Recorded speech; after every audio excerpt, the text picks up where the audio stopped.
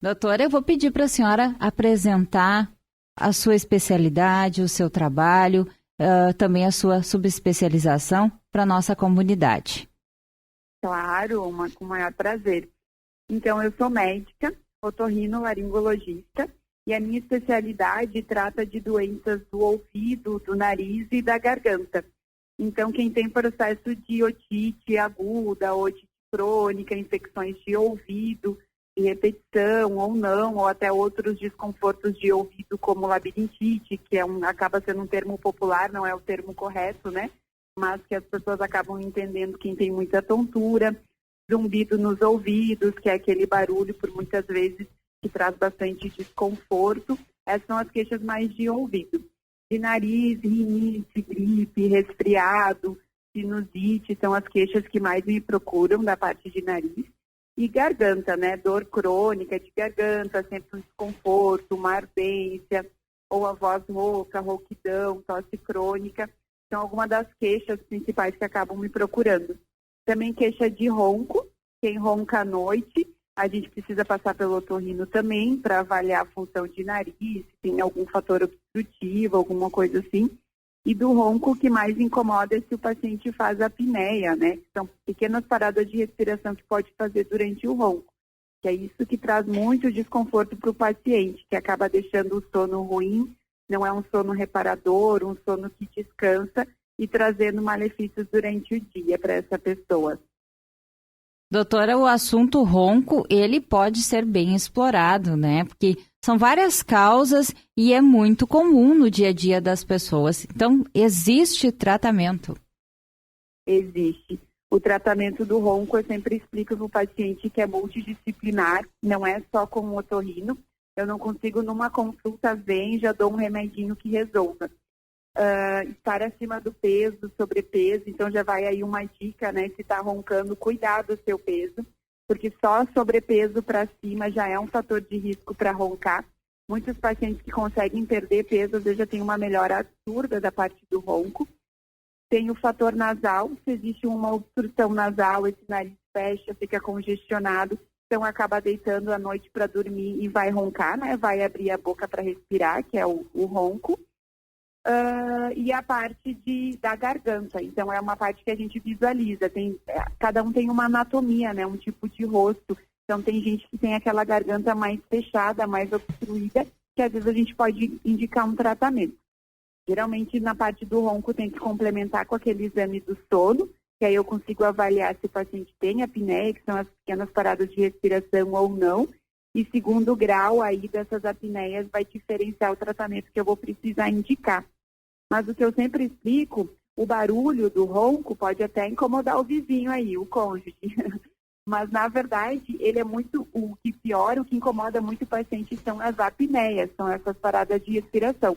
Essas apneias não deixam um sono que descansa. Então, é uma pessoa que vive cansada durante o dia, por muitas vezes até dorme, fica diversos cochilos durante o dia. E para quem trabalha na direção, por exemplo, é super perigoso, motorista de ônibus ou segurança, atrapalha no dia a dia no trabalho. E uma pessoa que não descansa é uma pessoa mais irritada, né? Então atrapalha até em relacionamentos, em humor, tanto em casa quanto na profissão, e traz muitos malefícios. Então, às vezes, vai levando, e a pessoa não consegue enxergar o quanto está piorando a qualidade de vida por conta do ronco.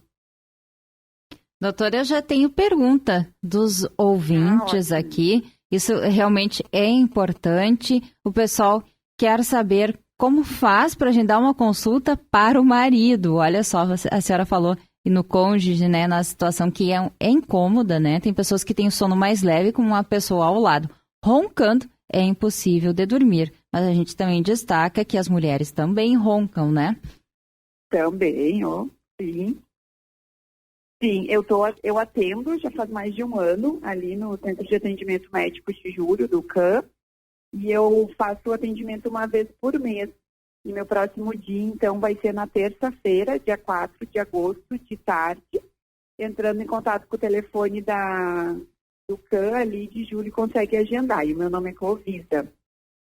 3271-2499 para agendar fala com a Elenir lá, ela agenda imediatamente a consulta, né, doutora? Isso. Tenho mais pergunta em relação às crianças, a questão das inflamações da garganta, as amidalites, enfim, aquela criança que está sempre com dor de garganta, que tem placas na garganta, até que ponto se indica a cirurgia para retirada das amidalites? Isso eu acho que é uma dúvida de várias pessoas, né? A indicação cirúrgica, a gente acaba obedecendo alguns critérios, mas primeiro a gente tem que saber se essas dores realmente vêm de infecções bacterianas, com pus, que a criança fica muito ruim, muito prostrada, muito doentinha, e os pais acabam levando no médico e precisando de antibiótico.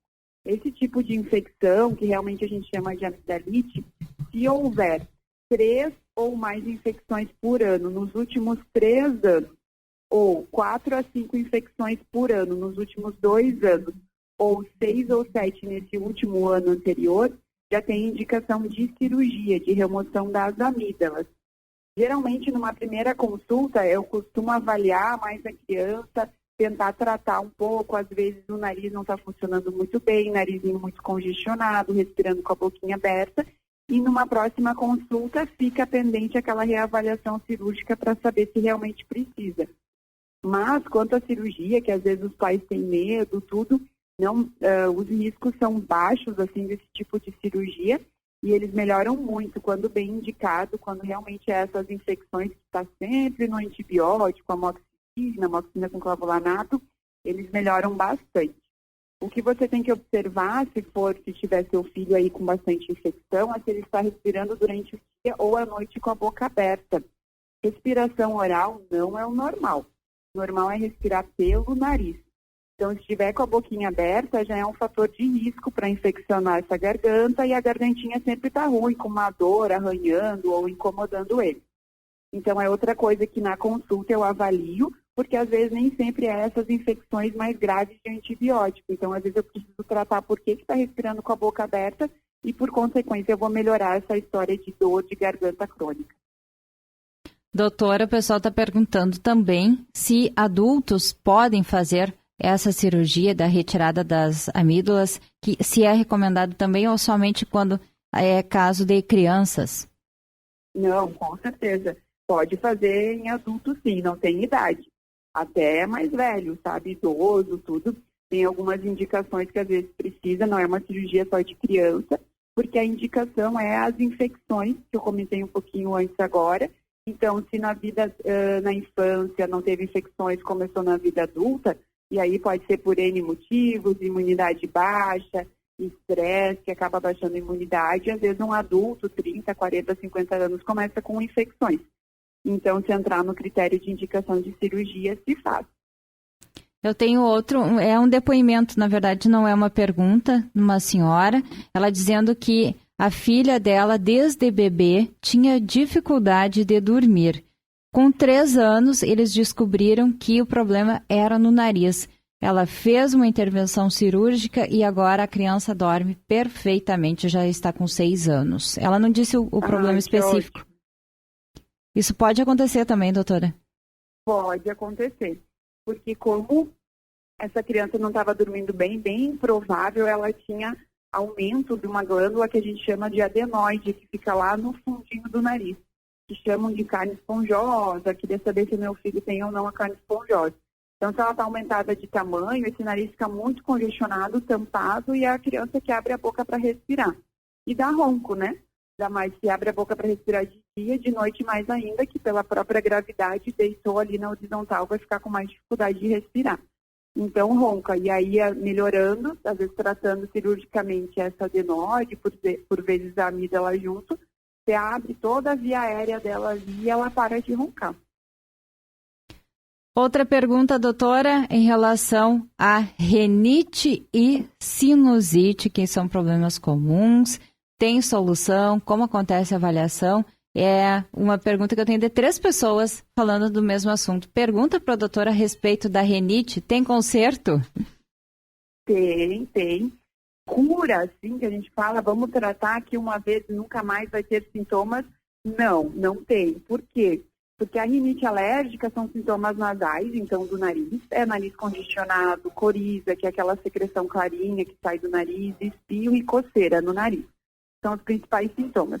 E eles acontecem, são estimulados por diversos gatilhos, e os principais são coisas do ambiente. São poeira, ácaro, pelo de animal, pelo de cão, gato, fungo, e isso a gente está exposto sempre, né? Às vezes mais, às vezes menos. Existem outros fatores irritativos que dá rinite, mas esses são os principais da rinite alérgica, vamos dizer, né? Então, como a gente está sempre exposto, é difícil tratar uma vez e ele nunca mais ter sintoma, porque se é um paciente predisposto, entra em contato de novo, acaba tendo sintomas de novo. Mas existe tratamento sim. Paciente que é muito sintomático, eu costumo fazer um tratamento mais longo, pelo menos aí uns 2, 3 meses, e avaliar para ele ficar mais tempo sem sintomas. E a sinusite, que foi a pergunta aí também, acaba sendo quadros mais graves, de dor de cabeça, com secreção no nariz, às vezes tem que dar antibiótico, mas geralmente o que as pessoas mais estão sentindo e se incomodam é da rinite, né, rinite alérgica. As sinusites são quadros mais específicos que a gente consegue diferenciar pelos sintomas, às vezes eu preciso pedir alguns exames para complementar. Mais perguntas, doutora. Eu vou lhe passando para a senhora tirar esse questionamento do nosso ouvinte. Que idade a criança pode fazer a retirada das amígdalas? A partir de que idade? Desde pequena, desde menor de 1 ano. A gente tenta segurar a cirurgia um pouco a partir dos 2 anos de idade, porque eles são muito pequenos.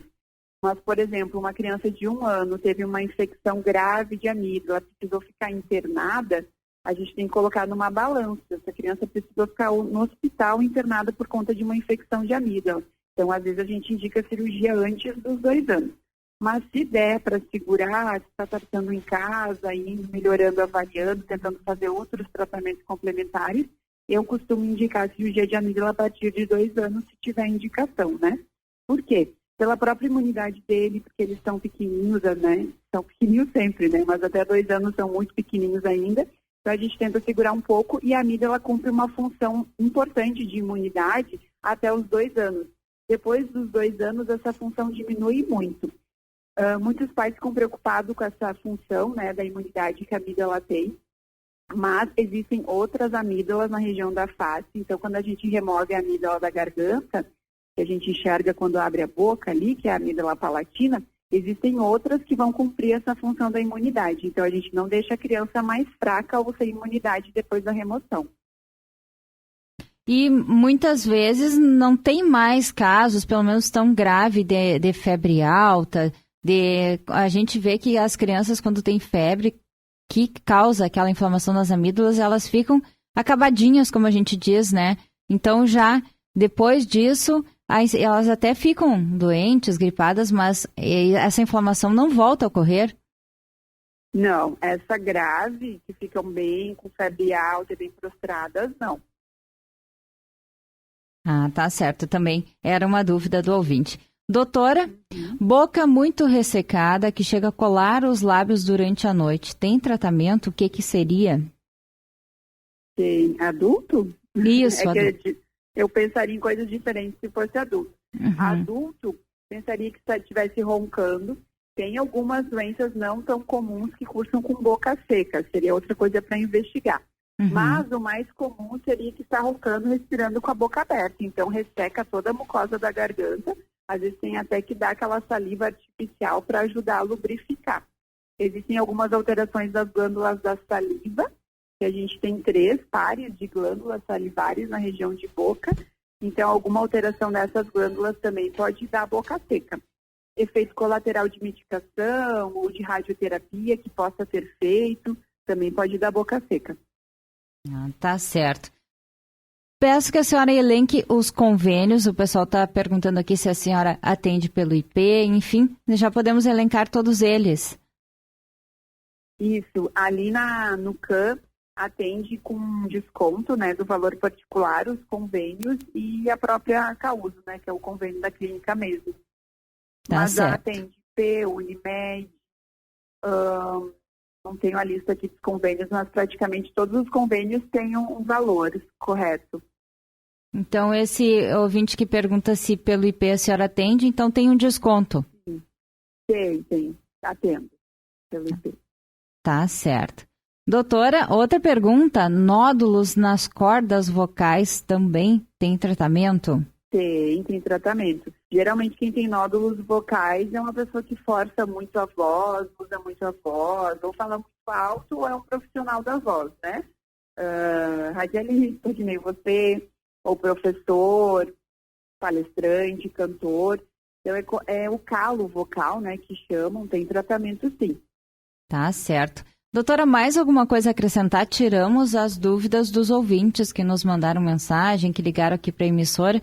Eu sempre costumo até dividir com o Reinaldo do CAN, outra vez que ele esteve aqui, o Reinaldo Hoffman, que a gente, quando tem médicos na nossa programação, batendo papo com a gente, o pessoal participa bastante, que sempre tem muitas dúvidas. Qualquer especialidade tem muita aceitação do nosso público.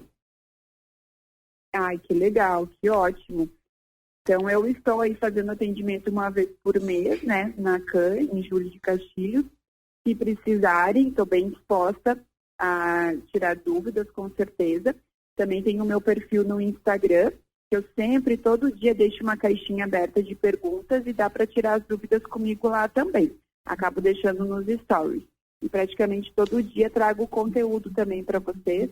É bom que as dúvidas de vocês acabam ajudando para eu saber o que falar, né? Como explicar, para realmente poder ajudar com o conhecimento da minha especialidade de otorrino para toda a comunidade que precisa.